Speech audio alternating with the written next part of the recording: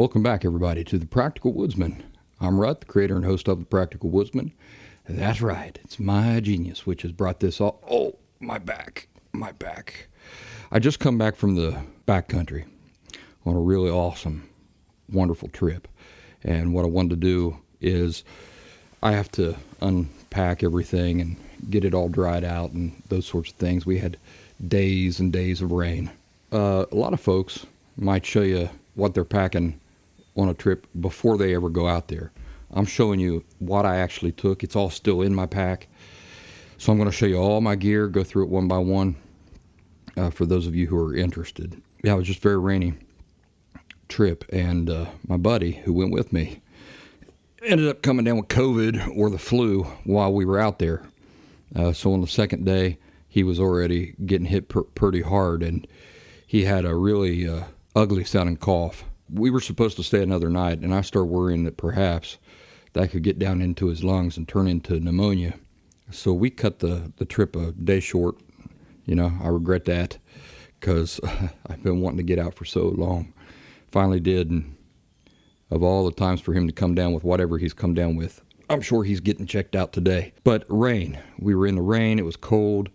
Just really bad conditions for him to be sick out in those conditions and having to carry weight and hike for so long. But that's neither here nor there. Before we get into all this and I start showing off this stuff, we got to do the musical introduction. You know why? Because that gets you in the mood and gets me in the mood. And so let's do that. Don't go away. I'll be right here when it ends.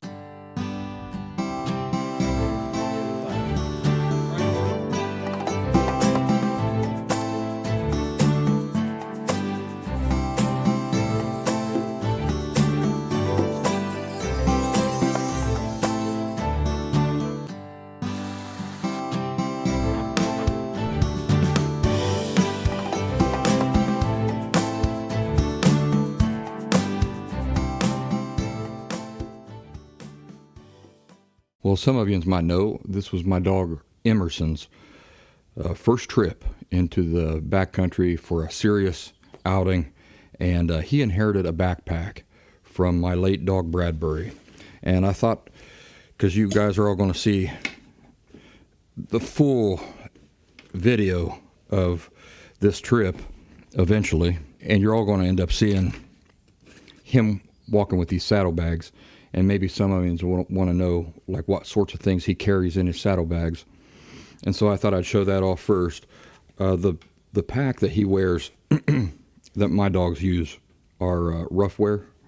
And the reason why I like them is because they use a harness system. Now, a lot of these packs that you'll find like on Amazon are just one unit. I'll show you. I've got one. Oh.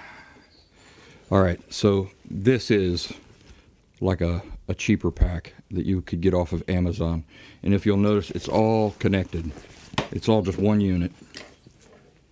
They're not terrible, but the drawback to them is if you can imagine the struggle that it can be to get a dog, especially on his first couple trips, into the bag.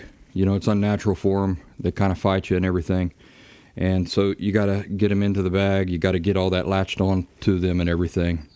And now imagine that you hike along for 10 miles or so, and then at night when you're busted tired, you want to try to get him out of the pack. So you got to go through that whole thing again to get the whole pack off of him. And then what happens in the morning when you're packing up and ready to go? Same thing, right? You got to go through the whole struggle getting this whole pack on him. So what I like about these Ruffwear dog packs is that they use this harness system, and the harness can just remain on the dog. So once you got that on the dog, it can stay on him the whole time that you're out in the backcountry. The only thing you have to take off then are the saddlebags. And the saddlebags, as you can hopefully see here in the camera, the saddlebags have these clips on them. And so the clips, this is on the dog. The clips simply clip into place.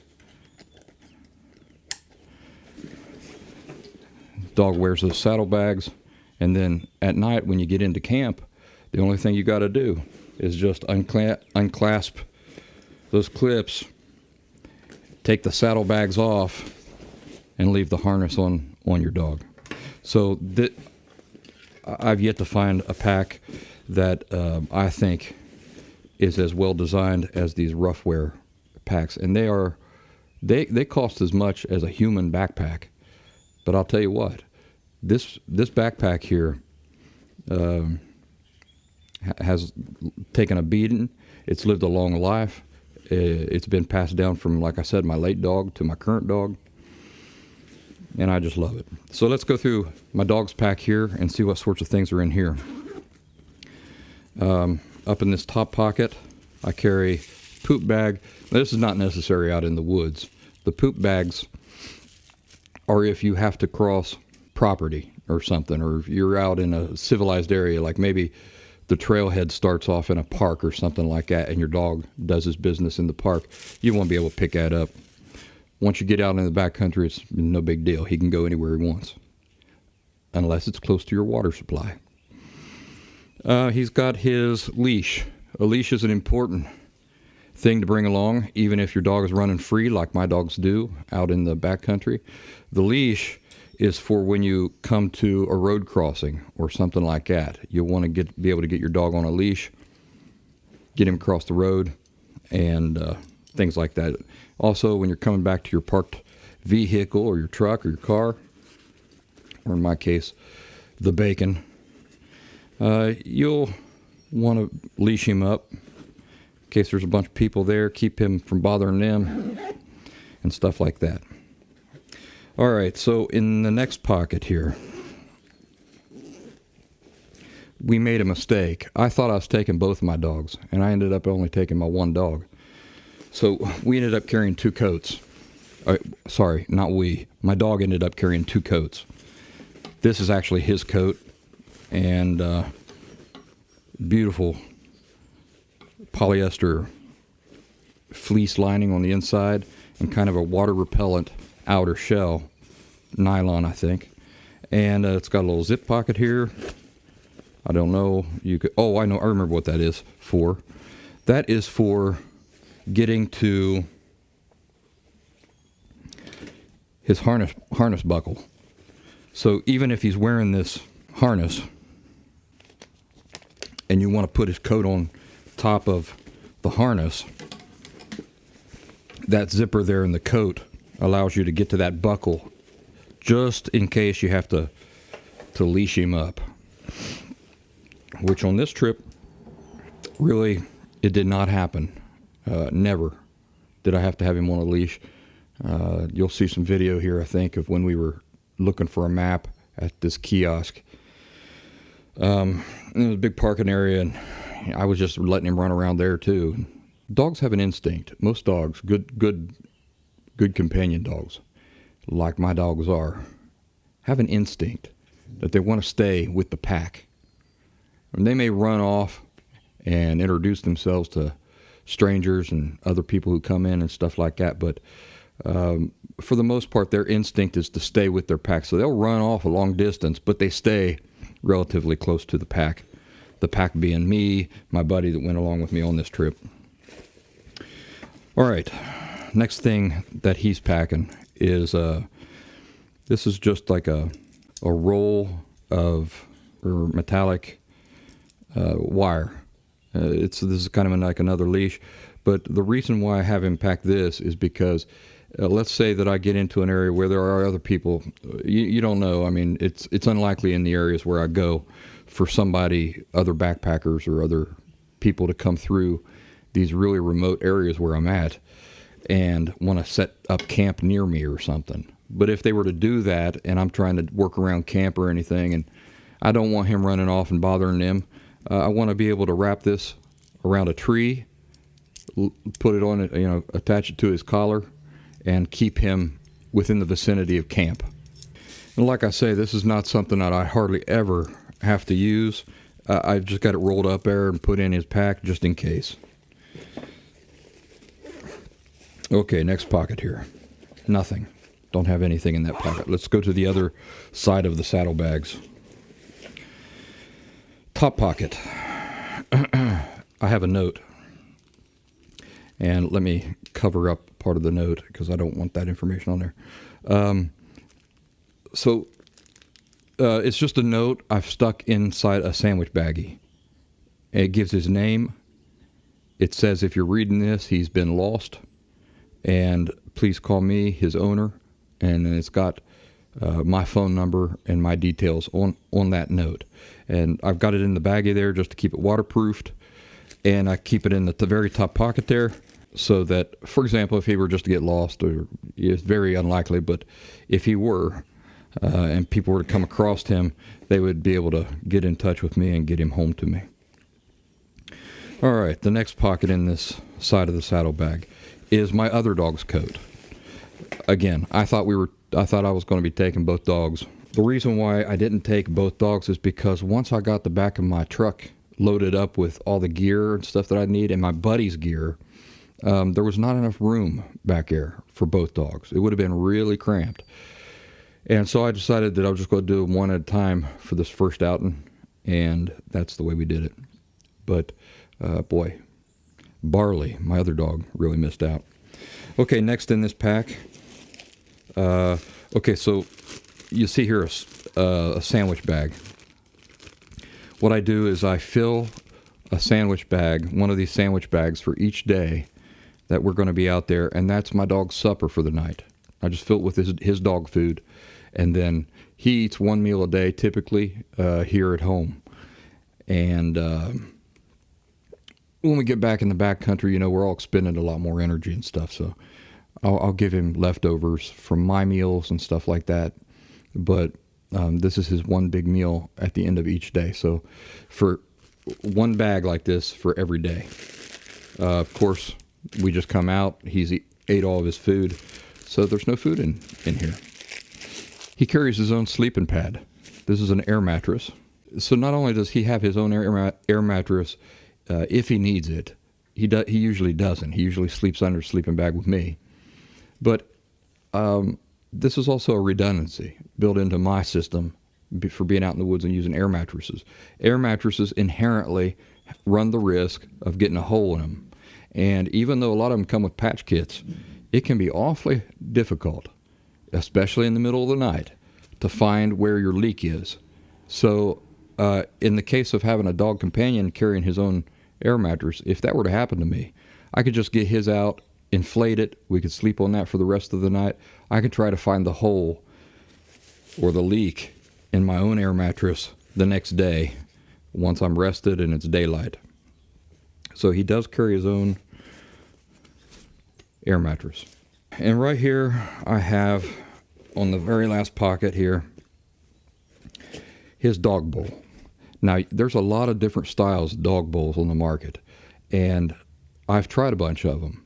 A lot of them are like ripstop with like a kind of a plastic material on the inside, and they kind of fold up and stuff like that. Man, I got one of these silicone bowls. It just naturally keeps its shape. This also he inherited from my previous dog, Bradbury. And it just keeps going and going and going. Let me see who makes this. This is called Mighty Bowl by Guyot Designs. Guyot Designs. Mighty Bowl. And this is the large 8-ounce, 1.4 liter bowl. So I tell you what, you just can't beat that with a club, that dog bowl. And it's very hard to find a really good quality, no nonsense dog bowl. That the ones you find are just overcomplicated. They're ridiculous. They're sewed out of polyester, nylon, and all this stuff, when all you need is just a silicone mold. And you see what it does. I mean, it just balls up into nothing, and then when you take it out of the pack, it jumps right back up into its normal shape. So you'll see some video of him eating out of this dog bowl. It's just a lovely, lovely thing. So that is definitely my choice for dog bowl. Indestructible, no nonsense, no overcomplicating the thing, no trying to make it extra fancy. You know, it's just got to hold his food and water and all that. All right, so there's what my dog packed out. I should mention that a lot of times I'll throw some of my stuff in his pack, especially as day by day goes by, and he's been eating his food and his pack is getting lighter. I'll throw some of my stuff in there. For example, my travel bottles of whiskey or just spare things. I'll throw into his pack. He's currently not even a year old, and he has tons more energy than I do. He does this thing where he runs forward ahead on the trail, and then if I'm dilly-dallying, taking videos, pictures, those sorts of things, exploring something, he'll come back and check on me. So whatever distance I've hiked during a day, he's hiked like 3 times that distance. I mean, he's run like 3 times that distance because he's going forward, back, forward, back, forward, back. And he just doesn't get tired. I mean, I could load that pack up with everything. He sleeps good at night, but during the day, it doesn't affect him at all. Let's get into some of the gear. Well, let's get into all of the gear that I took out on this pack. This is my first time using this particular knife, and this is a PKS knife. I think that stands for Pathfinder Knife Shop. And these used to be called Mountain Lions. I don't know what they're called nowadays, but it's Mountain something or something Lion. But I really love that design. I like that drop point on that blade. It's as sharp as a razor. Got to be really careful with that thing. You'll see me using that throughout these adventures. You may be wondering why I tie this orange paracord onto so much of my gear. It's because I don't want to, if I drop something, you see, that might blend in really nicely to the forest floor, especially this time of season with all the leaves and stuff down. And so I tie orange paracord particularly to be sure that I can just look down and find it again, and I don't have to do a bunch of searching. I tried something different this time when I went out. I carried a shoulder pouch, and the idea of my shoulder pouch was to keep some necessities in there that I could get to real easy, that when I needed them, I wouldn't have to dig through my backpack for them. When you're carrying so much gear on your back and you're going through hiking on foot, long distances through the woods, there are things that you find you need as you go along the trip. One thing being toilet paper. I don't know how many of you have been in a situation where the need arose very quickly, and you had to get your backpack off, dig through your backpack in sort of like a panic to try to find your toiletries bag so that you could hop up into the trees and do your business. Well, I said, well, I don't want to do that, so let's try something new. Let's try to do like a necessities bag that I'll just hang over my shoulder, and if I need these certain items, then they're right there. I can just reach down into them. I don't have to go digging through my backpack, which is a big mess every time. So that's what I did. In my necessities bag here, I carried my paper for doing number 2. And I like to use paper towels. Paper towels hold up really well. Your fingers aren't going to go breaking through them if it's moist or humid outside or anything like that. So I just take a bunch of paper towels. I put them in a bag to keep them from getting wet. And so I had those right there with me at all times. If I had an emergency poo-poo situation arise, I could just dump my backpack, jump into the woods, and already have this pouch with me. I carried a length of paracord here with a loop in one end of it, and that is for suspending my backpack on a tree. So you wrap this around a tree. I don't know if I want to show this off right now, but you loop the end here through your loop, and you just jam a stick through that or something. and then that will suspend your backpack off a tree. I didn't end up doing that on this trip, but I carry that with me anyway, just in case I want to. Also, my water purification. I don't take water filters, but I do take these water purification tablets, and so they're right there. If I'm iffy about the water, most of the time, all of the time on this trip, I just drank the water straight from the source. I was confident in it, and I just drank it straight from the source. But if it had been iffy, well, then I've got these water purification tablets right in my pack, and I can just drop those into my water bottle, wait 30 minutes, and be confident that the water I'm drinking is fine.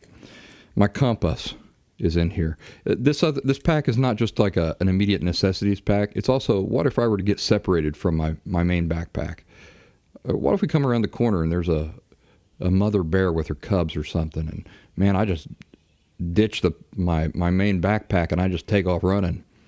I want to have certain items on my person that can help me get out of the woods safely. So my compass is in there, and that's all for that pocket. In the next pocket, my whiskey was not in there. We were coming out of the woods, and I was looking for a place to put this. I already had my backpack packed, so I just jammed this empty bottle in there. So I don't usually carry my whiskey in that. My fire kit is in here.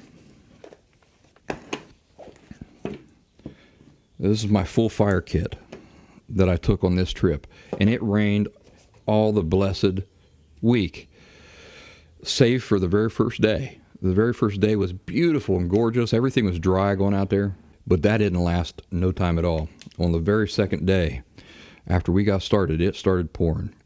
And I was able to get and maintain fires throughout the whole trip. No problem with just, well, I'll show you what, it looks like there's more here than there actually is. And on this trip, I actually demonstrated how to get a fire going easily after an all day and all night rain.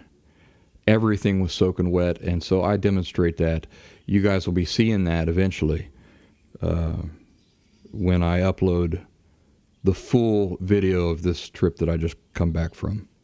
But there's my entire fire kit right there. Very simple.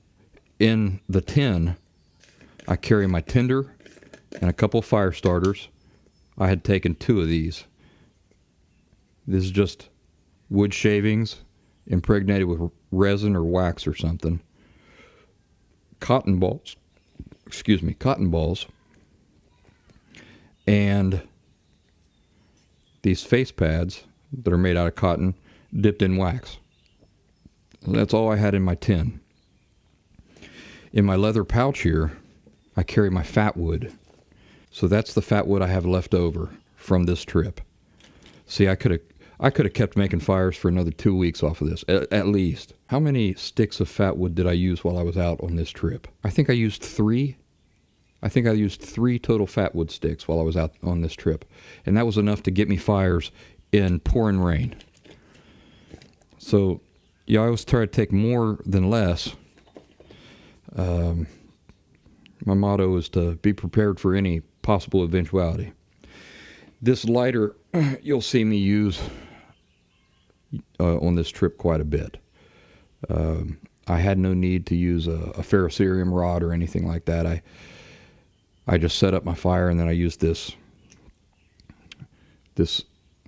electrical lighter, and it's rechargeable with a USB-C port right here, which is really nice. But the reason why I like this particular one, this Explorer, is that the head extends out like this, and hopefully the camera is catching that. And so what's so nice about that, and then you press the button here and you get an electrical charge there. The reason why that's so nice is that you can get down to your tinder and light that tinder without having your hand right up against where the flame is going to ignite. And it's also, the body of this thing is made to remain waterproof. So it seals up real nice and tight. It's got an emergency whistle here, just as an added bonus.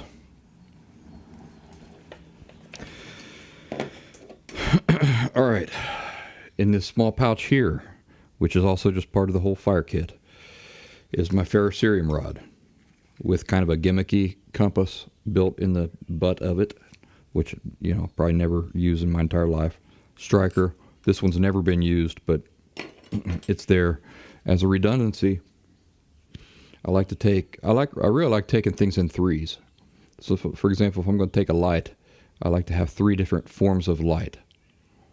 So maybe a lamp, a headlamp, and then a handheld flashlight. I like these redundancies. Same thing with fire. I like to have different forms of tinder, different types of fire starter, and different ways of igniting them. Have this bar here. I can't remember what this is called, but this is the type where you shave off parts of this rod and it will light. And one thing that come in real handy on this trip was this straw-like thing. I can't remember what these are called, but anyway, it extends. It looks like kind of like a car antenna, and you can get that down into the heart of the fire and blow and fan the flames, fan the coals within the fire. And I used that several times on this trip, and it come in real nice and handy. You can see the end there is toasted. All right, so that's it for my fire kit, for my necessity shoulder bag that I implemented for the first time on this trip.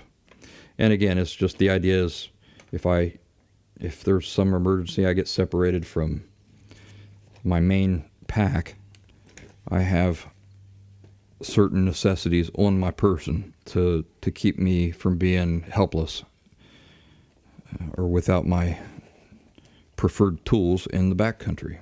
I tell you, the whole setup worked out real well too.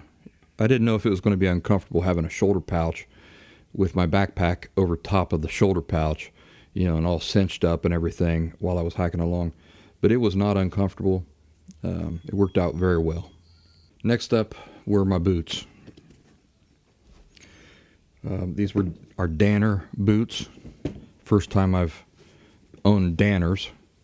And, you know, they've got a real fine reputation. A lot of people rave about them. I've owned in the past, I've been a big Merrill guy. I really liked Keens. So I just thought maybe it's just a fad or something, everybody talking about these Danners. No, I don't think so. I think Danner really does offer a bit better quality in their boots. These are probably the best boots I've ever owned for, you know, this long distance, really rough, hard work out in the backcountry, and they worked out really well. My feet stayed dry the entire time, and like I said, there was not a dry day except for the very first day and night. Every other day it was pouring the rain, and my feet stayed really, really comfortable and dry in these Danners. Required no break-in period. The first day I wore them was the day we headed off into the backcountry. And man, they broke in like that, and just really solid boots. They're really high quality made. Of course, something that probably helped keep my feet dry were these rain gaiters that I wore on the first day. I wore them on the last day. Man, they took a beating. I don't know if you can see here. I don't know what happened there, but it was rough terrain that we were on. And so the gaiters got beat up pretty good, but they did the trick. And, you know, I hate to carry anything that's unnecessary. But last summer I went on an excursion into the backcountry, and man, my feet got tore up. Got rain.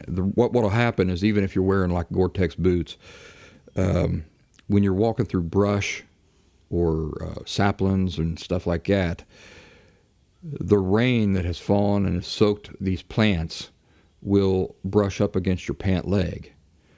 And then those get saturated, and then the rain runs down your leg right down into your boot. So your boots may be really great at keeping water out on their own, but they can't prevent that from happening. So that's where rain gaiters come in, and they prevent that from happening to a certain extent. You know, if I ain't learned nothing from being out in the backcountry, it's that no matter how great your gear is, if it's wet enough and it rains long enough, things are going to get wet. There's just no way to completely prevent it. Your feet are going to get wet. You're going to get wet. Stuff in your pack is going to get wet, even if you've got them rolled up in a dry bag. It's just the natural getting in and out of your bag and those sorts of things. Things will get wet. But you can prevent it with a little bit of know-how and the right gear. You can put that off for a good time. Took my Phillies ball cap. That was nice for making myself presentable for the camera when I didn't have a camera, or when I didn't have a comb with me. The pants that I used are cool, I think. Yeah, KUHL. Either polyester or nylon material. They're zip-off, meaning they can convert into shorts. I never do that, ever. But I like the design of them. In my back pocket here, I carried a kerchief. That kerchief come in handy for cleaning up my face, drying myself off, getting things out of the fire. Come in handy for all sorts of things. I always keep one in my back pocket. In fact, let's just go ahead and transfer this one to the pants I'm wearing right now. In my front pocket, I was carrying my Swiss Army knife. It's currently in the pants I'm wearing.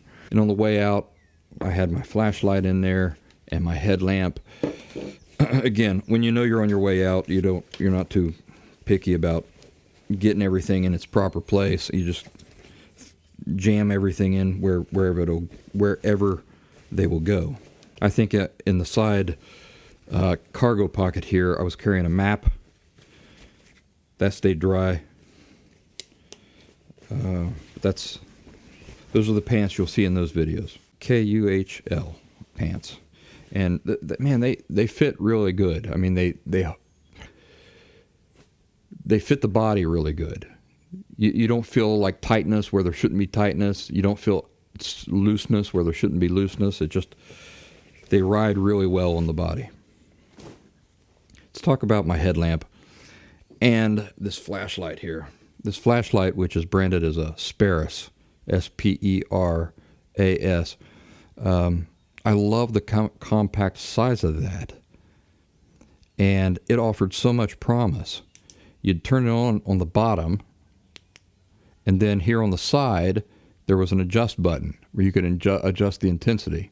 What I loved about this is you could have just a dim light for working like around the fire, probably 75 lumens or something like that. And so you're preserving your battery when you're using it like that. And that it should run for weeks on that lowest setting. But then you could click that and up the intensity and the throw until you almost had it was just a fantastic beam. It was something like 800 lumens or something, really high up there. That is only for penetrating the forest for just a few moments to see what's up there, and then dimming it back down. Because if you were to keep it on that highest setting, you see this is not a huge flashlight. If you were to use it on that highest setting, it would probably kill the light in about 20 minutes. So really, it's only for like an emergency, or just really you want to see something deep in the woods and you want to penetrate with the light. So I love that in this really tiny, small form factor, this flashlight offered all that. And man, it feels like a tank. It's really well built, it seems like. But it died on me on this trip. It didn't even last the whole trip. At one point in the middle of the night, I woke up. It was completely dark. I'm searching for my light, and I found this. I was sleeping with it in my pocket. Tried to turn it on. It blasted a couple of times and then died and has never come back on. So this will not be a light that I continue using. Headlamp is by Blucar, Blukar. It's not a bad headlamp. It's rechargeable. All these things are. And it's not bad. One complaint I do have with it is that on a couple of occasions, I had that in my pocket, and then when I got to get it out, the light was on. Like something, that button is too easy to activate. And so it would activate in my pocket and be on for who knows how long. And then when I'd get it out, I'd see that the light was on, and I'd, oh, dadgum, turn that off, and then have to put that on the charger, on the power bank, later on, which of course was depleting my power bank unnecessarily. My light fleece that I took. Light polyester fleece was by Marmot. You'll see me wearing this throughout the video. It was really nice for when it wasn't very cold, but I had a chill. I could take off a layer and put this one in its place and stay nice and cozy. And I could even layer this up. I could put this on and layer it up with a heavier fleece that you're going to see here in a minute. Okay. Here is my bag in its entirety. What kinds of this? Mary Wool. Mary Wool underwear I got from Amazon, 100% wool. Sort of the equivalent of like Smart Wool. These are several years old. I only use them for outings in the backcountry. Because I can wear them for multiple days and they don't get gunky and nasty. I did realize about halfway through the trip that I have a hole in them right where my man bits go. And if I had had time, if we'd spent another night out there, I would have gotten my sew kit out and sewed those up, but just run out of time. Anyway, always wear wool boxer briefs as my underwear layer when I go out of the woods. Took some leather gloves with me. The leather gloves double as like insulating gloves to keep my hands warm, but primarily their use was for working around the fire, cooking, getting pots on and off the fire and things like that. These are by 3M Ridge Cut. So those are the gloves you'll see me using in the videos. Here is a kit for hanging food. I never did. I didn't feel like the season was right for bears to be coming out of hibernation. I didn't see any animals, so I wasn't too worried about it. I had my dog with me, and he keeps things away, senses things far in advance and keeps things away. So I didn't even end up using this, but it's a pocket. You stuff rocks in there or dirt, and then you sling that over a tree branch, and you get the idea. I didn't end up using it at all. Big Blue 28-watt solar charger. It was, when it wasn't raining, it was gray. I didn't see the sun for days. It popped out here just a moment ago. That's like the first I've got to see it in like a week. Even so, I was able to use this Big Blue 28-watt solar charger, even on the gray, overcast days, to at least build up a bit of a charge on my power bank. On one day where the sun didn't shine the whole day, I think it jumped my power bank up from like 50% to 57% on a gray, overcast day, which is not bad because the power bank that I'm using, and I'll show you here in a second, is 32,000 milliamp hours. So it's a large capacity. An 8% jump or charge on the power bank is not nothing. That's pretty significant, to be honest with you. So even though I didn't see the sun for days, it still come in handy. It was still better than nothing. All right, here's the other fleece. It's a heavier fleece by LL Bean, And this is what I'd wear at night.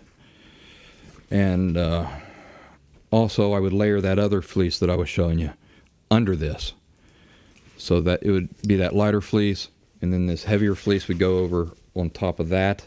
And within the pockets in there, I keep my other set of gloves, which are just wool. I think they actually call these wool glove liners, but I use them as just regular gloves just to keep my hands warm. I wear those at night. These are by Smart Wool. What I love about them is that they insulate so good, but they're not heavy at all. They're so light. You stick them in the pockets of your coat, you don't even know they're there. So that's the other fleece that I took with me by LL Bean, and I got that on sale when we were going out of winter and the new season's clothes were coming in. The shirt I wore, the button shirt, long sleeve button shirt, is right here. It smells just like you'd think it would after a week in the woods. And who makes this? ATG, All Terrain Gear by Wrangler. And it's made out of nylon with polyester under the armpits. And yeah, polyester kind of down the back. I love this shirt. What I like to do, oh, and it's got a vent in the back. What I like to do is when I'm working around camp and I'm comfortable and not hot, I like to wear a regular button shirt with like a wool t-shirt underneath. For me, that's comfort. I like to wear that when possible hiking along too. It's not bulky. I feel like I can move. That's my preference. And then when I start to get chilled or whatever, I'll take this off and put on my fleeces. I don't usually wear this under my fleeces. Here on the outside is my tent, and I need to get this out and dry this because it's so wet, and you don't want to pack things away wet like that. You want to air those out and let them dry out. Also, you see that it's really elongated. You might think like, wow, why is that so bulky? I packed it like that by design. It'll actually pack down to like that. So I've got it taken up space this way so that I could carry it on my backpack like that. But if I wanted to, you can see it packs down to nothing. If I want to pack it like that, for example, inside my backpack, I just didn't. I wanted to carry it on the outside because when we left on that last day, there was no time to dry this out. So I didn't want it inside my pack. I wanted to hang it off the outside of my pack. And therefore, that was my choice of the way I packed this. I'll just leave that out because I want to dry that out here in just a few. As soon as I get done recording this. I took a set of walkie-talkies on this trip. And these were not the walkie-talkies I wanted to take. These are Baofeng.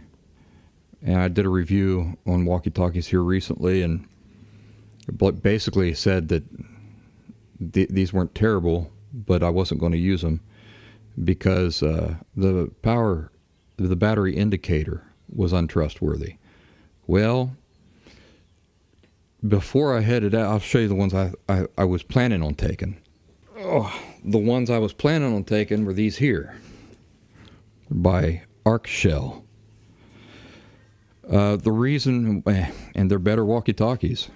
The only problem is they're not designed against weather. So I ended up taking the Baofengs because they're designed for weather. They've got a certain degree of waterproofness built into them and stuff like that. And they worked for a day. They worked for about a day. After that, they just became worthless, these Baofengs radios did. But I'll tell you, it created a lot of nice convenience for us. And I think walkie-talkies are something I'm going to implement into all future trips. But I'd like to have something like this that is made against weather. Because, boy, these would have been a pleasure to use. But I'll tell you, it was real nice to be able to travel at our own pace and still just keep in touch. Hey, how far back are you? Hey, the trail does something funny up here. Be careful, there's a lot of scree up here. Or, my goodness, this is a dangerous portion of the trail. Be real careful when you come through here. things like that. So nice not having to yell at the top of your lungs to get your partner's attention and stuff like that. Finally, my outer jacket, which is by REI. This is like a hard shell windbreak / raincoat. I'll tell you what, I took this thing out last year and I hung it up outside, and I took tint waterproofing. It's like silicone spray. And I sprayed this thing down like 3 layers. Got out on this trip.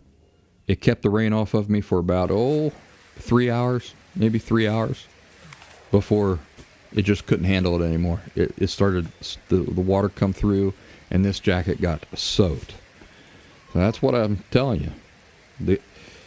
You might spend hundreds of dollars on this gear here. But I mean, unless it's just made out of solid plastic, the weather will get in eventually. It can only put it off for a while. But I love the jacket. The nice thing about it is that it stops wind. So if I put my fleeces on and then put this over top the fleeces, and there's a lot of wind blowing around, the wind doesn't just pass through the fleece and take my heat away. It bounces off of this and keeps my heat inside my body. Another thing I really like about that jacket is it packs down to nothing.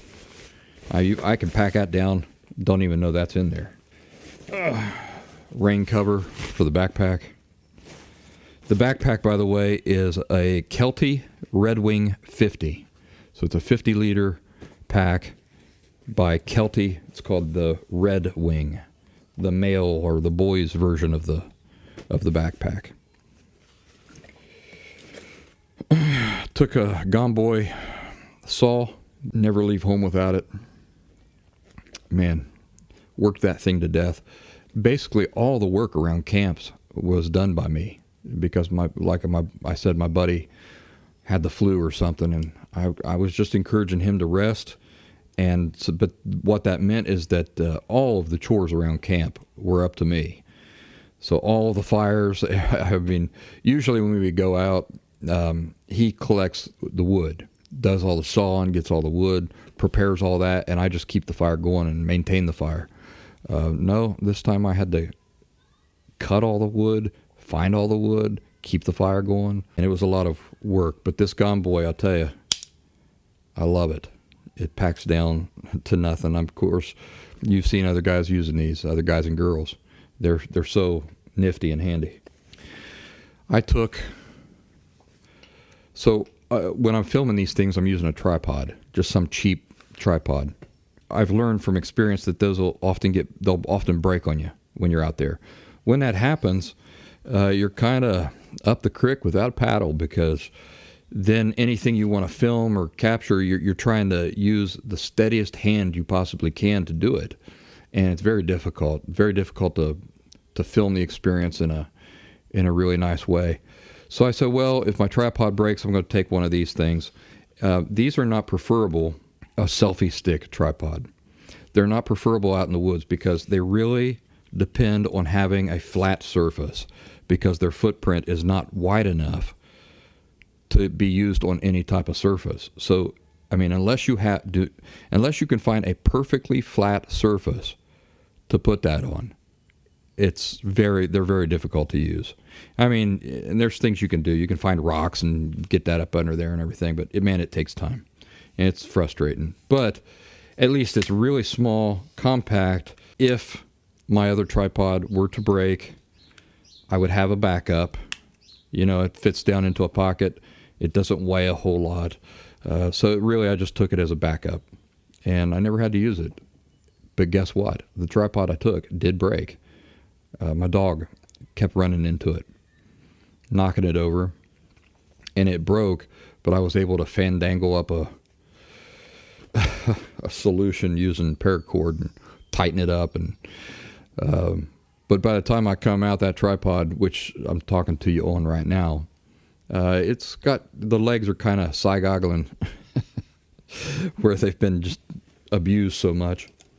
I got to take my fancy wooden ladle out and use it and cook with it, which was a lot of fun. What a pure joy that was.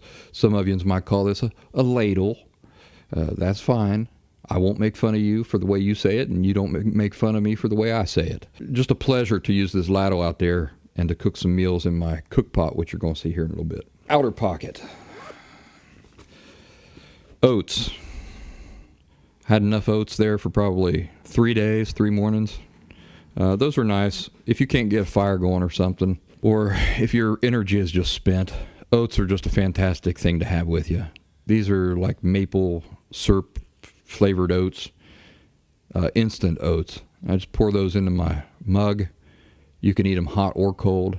Pour hot water on them, pour cold water on them, and there you go. You got a meal.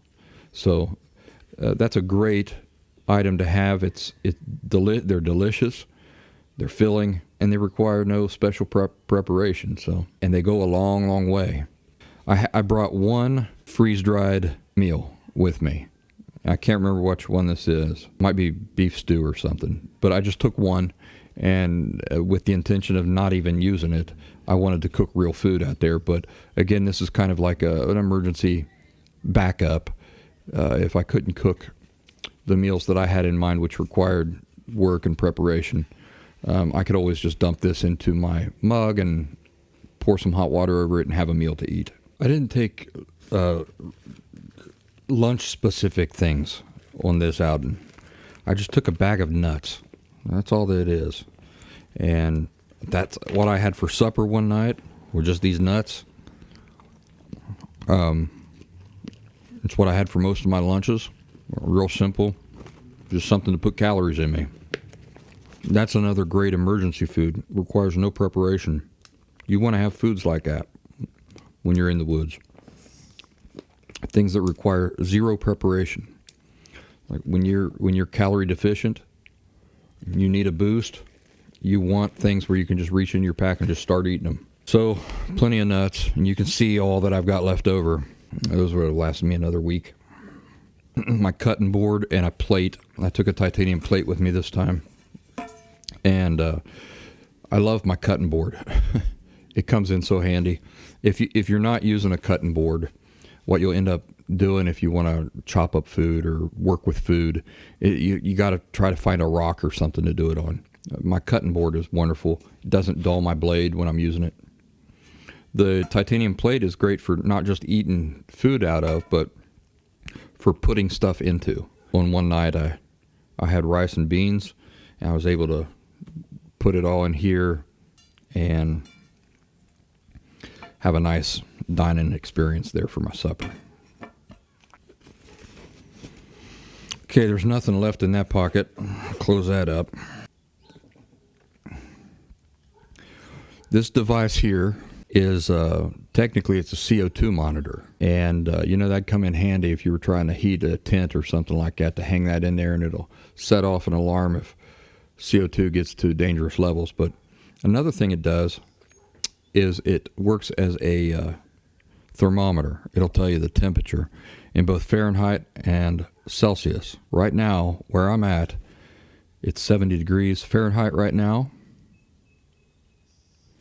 If I press the button again, that says 21 degrees Celsius.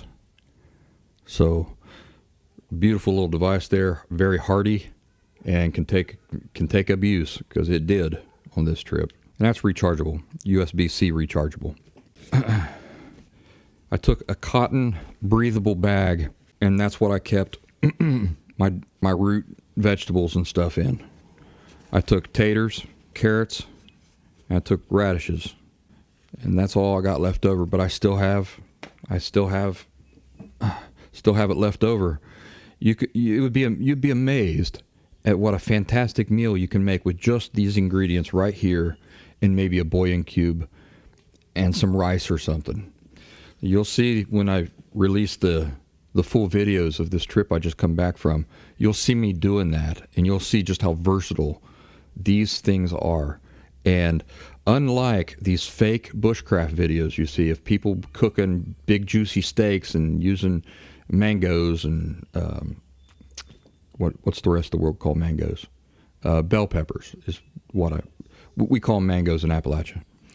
But using perfectly preserved mangoes, bell peppers, and like this lush crispy lettuce and stuff like that. That is not the true nature of cooking in the woods for real. The people who are doing that are not in the woods. They're 100 yards from their house, in trees, doing these presentations. The real nature of being on foot and being in the backcountry for real, in the backcountry that you don't own, that's a big mystery to you, is that things take a beating. And these sorts of things, taters, radishes, carrots, root vegetables, things like that, can take a beating. And they go a long way. They're very versatile. You can do lots of different things with them. I had plans for these here to make another meal with these leftover things. But you see, they've been in my pack. They've just been beaten up left and right, and yet they're still perfectly good. I can still use these perfectly good for food. That's the true nature of real meals in real woods. It's a pet peeve of mine, watching these people lie to you and present this false narrative that they're deep in the woods, and here they're cooking with a cast iron skillet, or they're cooking some elaborate meal with ingredients that could not take abuse for any length of time in real conditions in the real woods. So learn to spot that. Learn to spot when you're being lied to like that. Let's see what else I have in the bucket. I took some pasta with me, and I never got to use that pasta.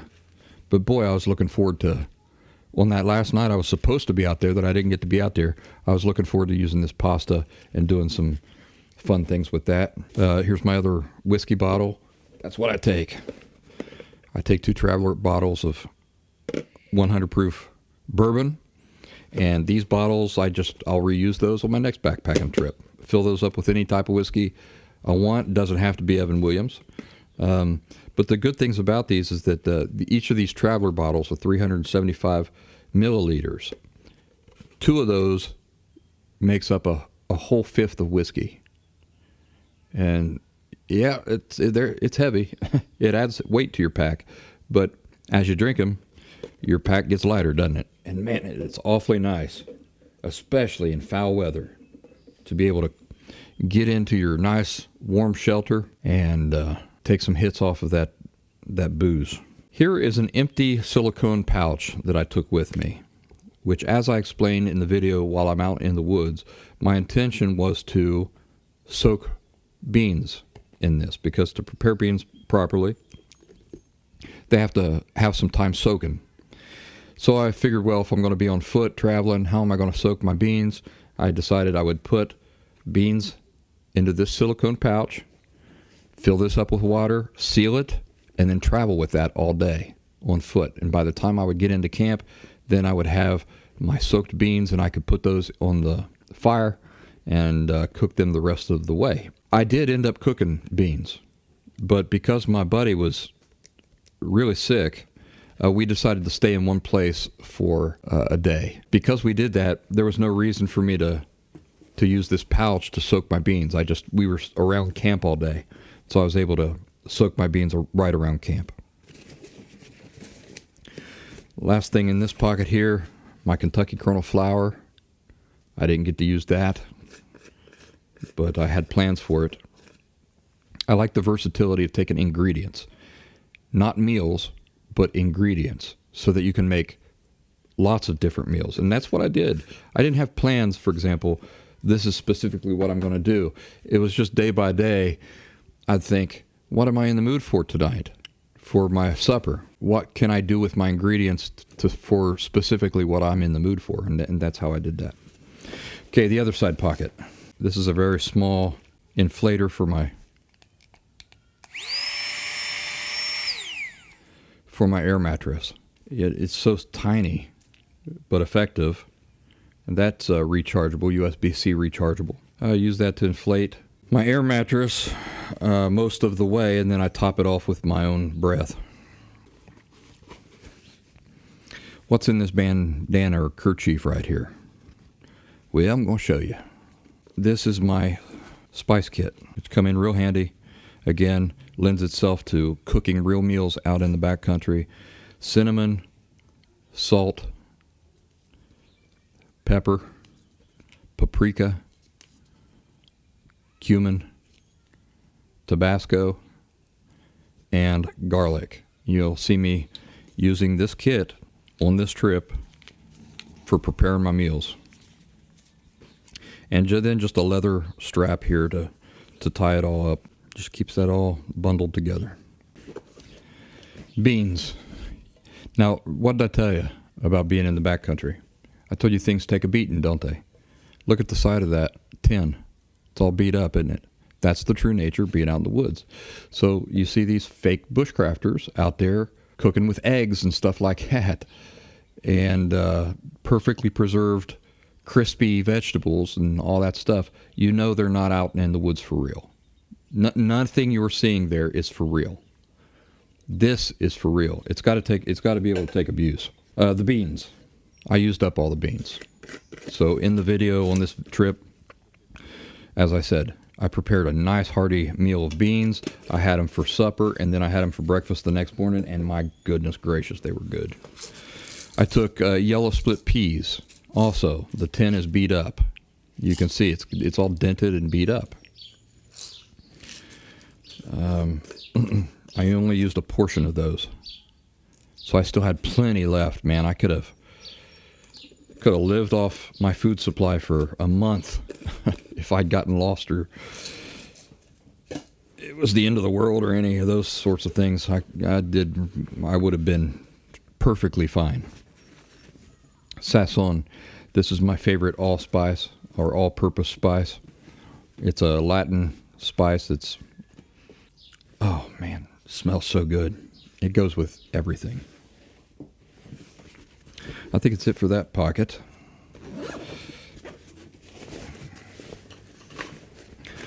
Let's do the main body of the pack, and then we've got one pocket to go after that, and we'll be done. Here's the main body of my pack.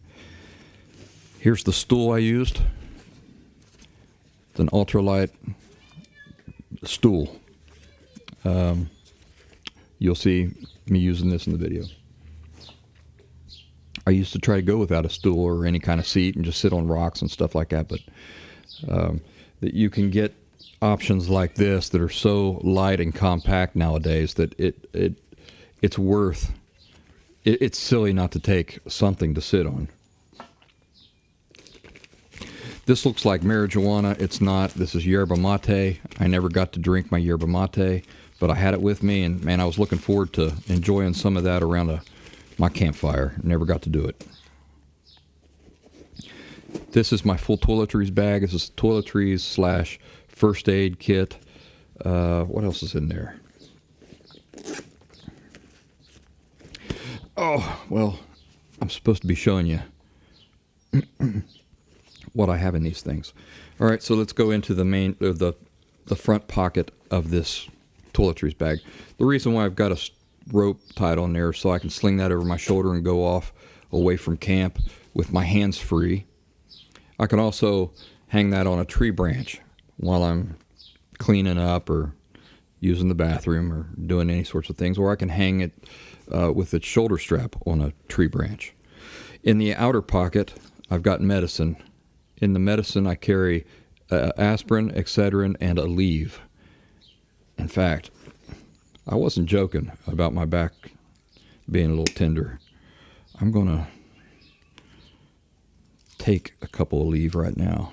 So this is what I use them for. Excedrin is mostly for headaches. That's these. The blue ones are Aleve. Those are for muscle pains, back pains. These pink ones here, that's Pepto-Bismol. That's for diarrhea. That's for heartburn. These ones here, ibuprofen. Ibuprofen is great for inflammation. So if you've got swelling, a lot of times a headache might just be due to inflammation, or congestion can be exacerbated by inflammation. So ibuprofen is good for that. I've got some aspirins in there. What else I got? I think that's it.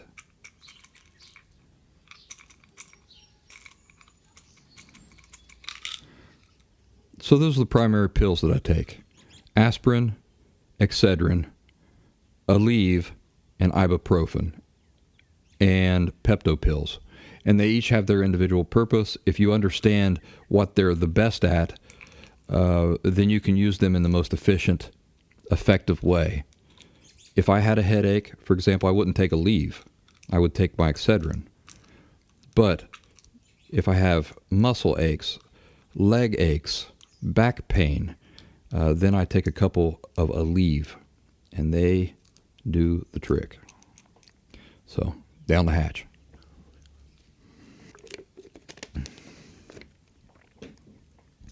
And one thing I always try to keep in my pill bottle is one of these little silicone packets that absorb moisture, keep those pills nice and dry. Top that off with a cotton ball. That cotton ball could be used in an emergency as fire tinder if I don't have other options. Okay, so there's that. There's my pills. I take a toothbrush, which is like a switchblade. There's my toothbrush.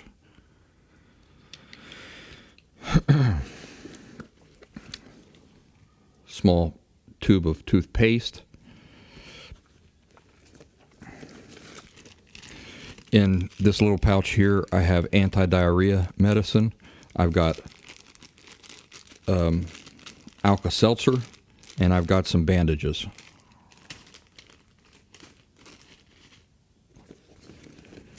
That's all for that outside pouch. On the inside pouch, I have soap.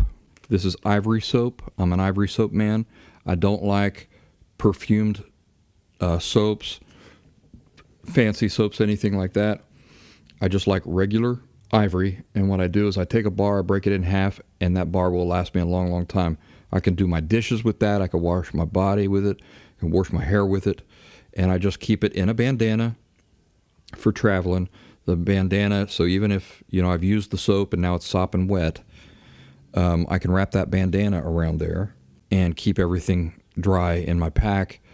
The bandana breathes as I travel, and the soap dries as I travel. Once I get into camp or whatever, then everything's perfectly back to being dry. A mirror. I use this for purdying myself up. It can also be used as a signal mirror. Wet wipes. What do I do with the wet wipes? I bury them with my paper towels, my paper towel toilet paper. Oh my goodness, isn't that bad for the environment? It's not any worse for the environment than it ended up in a landfill, okay? I might throw it in the fire and burn it up, but that's what I do with my wet wipes. And no, they're not specially, they don't say that they're specially designed for decomposing and stuff like that, because it's all marketing. These will decompose as quickly as any of those that market themselves as being environmentally friendly will. I take a small little stick of underarm deodorant. Manly. All right, so that's my whole toiletries pouch right there, and all of its contents.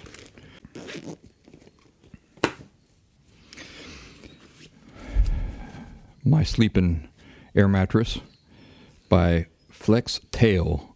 Really, really nice air mattress. Highly recommend it. You'll see that in the video. My power bank. Now, I told you this was a very high capacity power bank. It's a 32,000 milliamp hour power bank. I had to tap into it so often, and I was not being able to recharge it with my solar panel because of the weather. I wasn't getting enough sunshine to get a really nice charge back on this thing, so I ended up depleting it pretty good. It's only got 15% left on it. So that would have charged my phone. Maybe I would have been able to top my phone off one last time and maybe give a little bit of juice to a headlamp. But you can see how the effectiveness of your solar chargers and your solar panels and stuff. I mean, you get out into the backcountry, it is perfectly possible that you won't see the sun for the entire time you're out there. So even though you take the solar panel Even though you take the power bank and all these things, you really want to use things still in a conservative manner. You don't want to just deplete your power bank. Oh, well, I'll just charge it up tomorrow with my solar panels, because the sun might not come out tomorrow. And, that's the way it often goes, is that the weather does not cooperate. And so you have to work with whatever the weather gives you, not make assumptions that you're just going to have beautiful, brilliant sun the whole time you're out there. And so then I've got some cords. I keep a little brick in there just so I can, if I get into a hotel later on, I can recharge it off a brick. Headphones. I keep the headphones just because I never end up using them, but notice that I don't use Bluetooth headphones. I use the ones that actually plug into my phone. That's so that I don't have, that's one less thing that needs a charge off my power bank. My water bottle, this is the BCB, I can't remember what the name of it is, but my cook mug is in there, its lid, and my water bottle. And this thing is full of water. I loaded up with water at the very last opportunity before I left the direction of water and was coming out of the woods. My kettle, oh my goodness, I'm in love with this kettle. She served me real good while I was out there. You can see she's now really nicely broken in. Just a wonderful, wonderful kettle. The best thing about this is it's got no lip that extends out the top, preventing you from using that as a cook pot. Within my kettle, I've got my coffee. I've still got coffee left over in that. Plenty of coffee for every morning that I was out there. This is Starbucks Via, and sometimes I mix that with my oatmeal. Sometimes I drank it with cocoa, which I've got right here. There's cocoa. Got plenty of cocoa left over. There you go. And you can see the tin itself is soaking wet because I didn't have time to dry out my cook pot or my kettle entirely before we headed out. So everything in here is soaking wet, but when I open that up, look, the cocoa is still perfectly dry. That moisture hasn't gotten into there at all. Same thing with the coffee. Boiling cubes. I've talked to you in the past about how important boiling cubes are. My buddy actually dipped into my boiling cube supply on a couple of occasions because he had a sore throat and a cough and everything. He was trying to soothe himself, and he just made a broth out of those boiling cubes and sat around the fire and kind of mothered himself there for a little bit. I use them to cook with. Then I've got my canister stove. It's got the Las Patas, the canister stove itself, or the fuel canister itself, and then my stove is actually an Optimus stove, protected in that, and it folds so nicely. It's got these things here. There's my Optimus stove, and all that goes into my cook pot. Also in here I've got my hanging chain, and the way I've done this is I just took I don't even know where I got it, but I used a piece of metal that is a hook.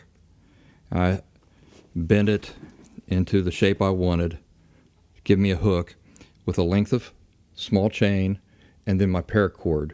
And the idea there is that as the fire is licking up past your pot, it won't affect this chain, it won't affect the hook, and it'll keep your paracord safe from those flames. So that's the way I've done that. This little pouch here, I was keeping my long johns in that. They didn't make it back in there, but here's my long johns. Merino wool top, merino wool bottoms. They used to be stored nicely in that little pouch there. Balaclava, keep my head warm at night. Scarf, wool scarf that my daughter made me promise to take, and I'm glad she did. It come in handy.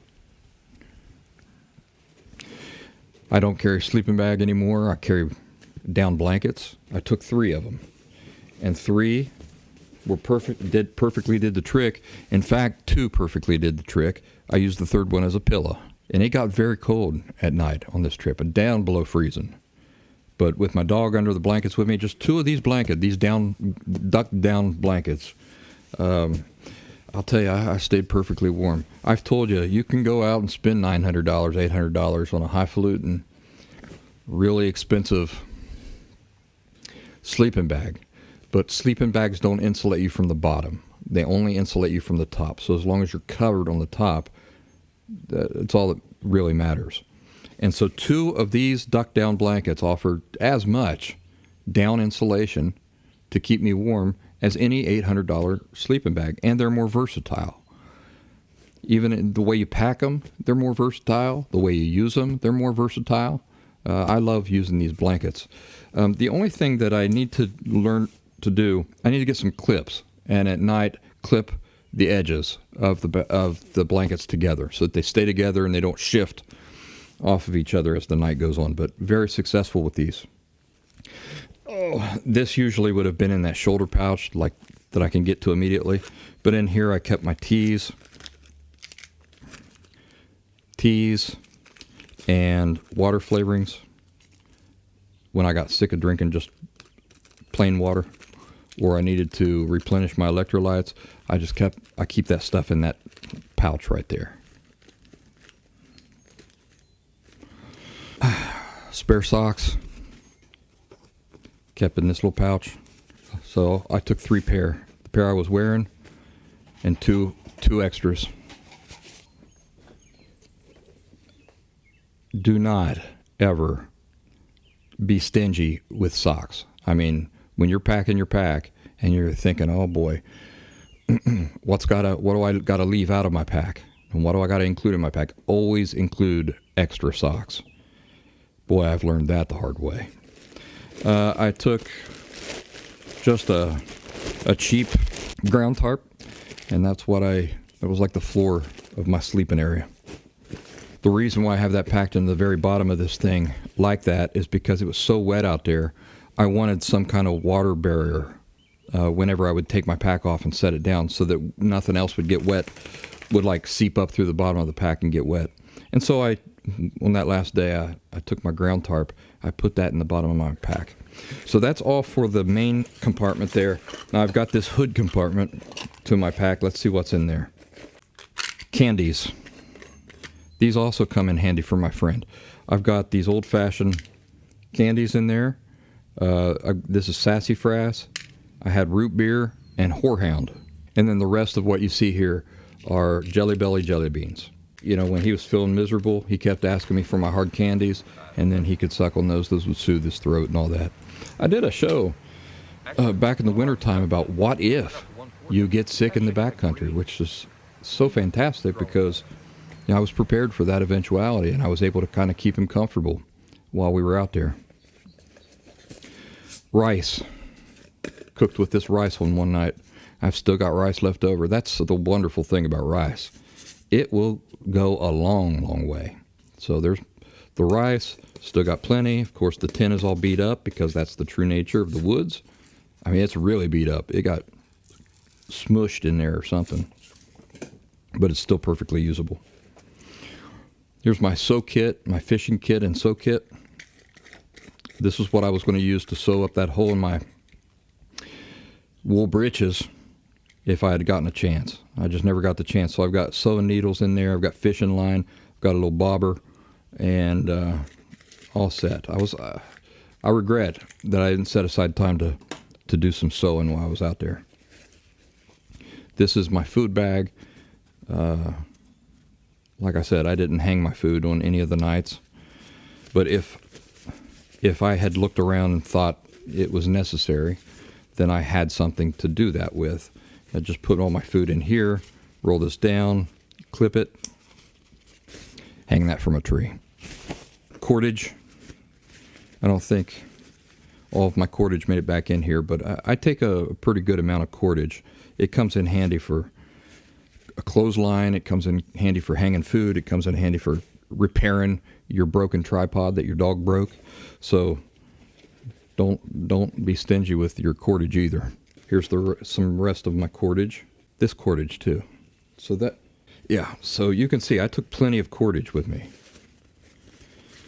And it never ceases to come in handy. But I like it in lengths like this. It's really easy to work with at these lengths. Nicely organized and wrapped and packed away. Maps, I like to take things in threes. So I had 2 or 3 of those maps on me and in my backpack and things like this. This is a patch kit for the air mattresses. This is a lantern I took with me that I had high hopes for. It's got string lights on the inside. And so you open that up there like that. And then it's got string lights that you can string around camp. And like I said, I had high hopes for that. I'll explain to you later why that didn't pan out. It didn't have enough life to it. This has something like an 18 or 1700. Oh, it's got an 1800 milliamp hour battery on the inside. That didn't last, even on the lowest setting. It didn't last a full 5 hours. So it's just not worth taking the weight and bulk of this thing if it can't last for multiple days and nights. My trusty spoon by Human Gear Titanium.